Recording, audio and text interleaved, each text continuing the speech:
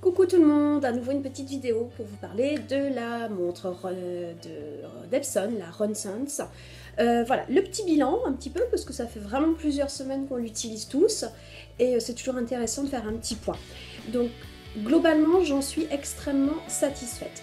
Tout d'abord parce que la batterie tient longtemps comme je vous l'ai déjà dit précédemment et ça c'est vraiment très utile quand on est comme moi, un peu tête en l'air et qu'on a tendance à oublier de recharger sa montre avant une séance de course à pied. Voilà, donc ça c'est bien, au moins je ne suis pas prise au dépourvu, ça c'est super.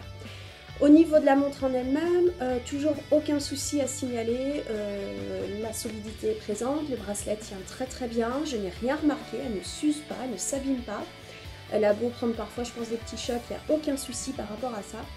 Je n'ai rien remarqué de négatif, donc ça c'est vraiment cool, on a vraiment affaire à une montre de qualité.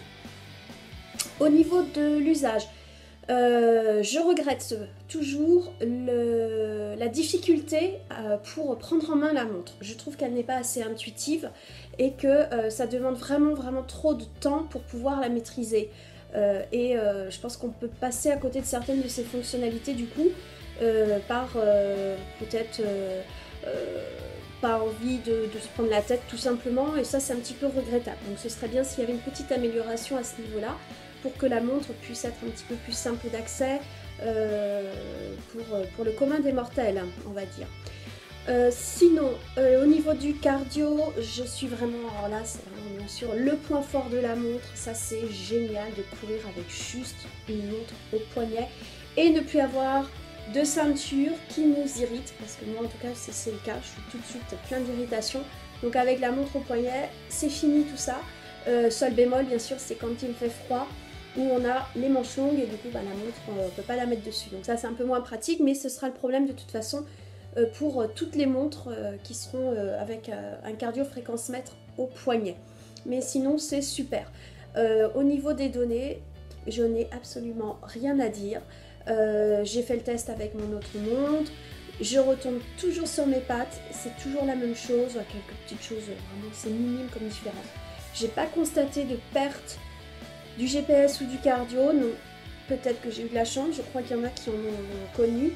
En tout cas moi, rien à signaler à ce niveau-là, donc c'est vraiment très bien pour ça, c'est vraiment un test très concluant. Le petit bémol à nouveau, ça va être plutôt dans l'utilisation qu'on peut en faire, c'est-à-dire que je regrette vraiment qu'au niveau de l'interface qu'on a sur le PC, on ne puisse pas en fait programmer des séances un petit peu plus compliquées. C'était déjà ce que j'avais regretté au tout début lorsque j'avais pu tester la montre. C'est vraiment ça moi qui va me poser problème, parce que voilà, quand je cours toute seule. J'ai des séances qui sont prévues en fait par un coach à distance. Et du coup, avec cette montre, je ne peux pas en fait me faire programmer toute une séance avec mes 20 minutes d'échauffement à allure progressive, un corps de séance qui comprend soit des fractionnés, soit une allure, soit un temps, et un retour au calme. Donc ça, c'est un petit peu le souci. C'était le même problème avec la montre TomTom, qui en fait ne permettait de faire que quelques entraînements, mais pas des séances complètes. Donc si Epson travaille sur ce point et fait quelque chose comme Garmin ou Polar, je pense que là on aura un produit vraiment de très bonne qualité et qui pourra vraiment attirer le plus grand nombre de coureurs. Là je pense que c'est très bien pour les gens qui n'ont pas besoin de suivre entre guillemets un plan, qui courent pour le plaisir en se faisant de temps en temps des petits fractionnés, et qui n'ont pas besoin, comme moi j'en ai besoin, d'être suivis avec une séance très détaillée, très spécifique. Mais bon voilà, pour le plus grand nombre, cette montre sera largement suffisante, ça c'est certain. Je l'ai testé également en condition de différents sports, puisque c'est une montre multisport, donc là aussi très contente, que ce soit en salle de sport, pour faire du vélo d'intérieur ou autre, ou bien dans l'eau, puisqu'elle est parfaitement étanche, donc c'est vraiment super.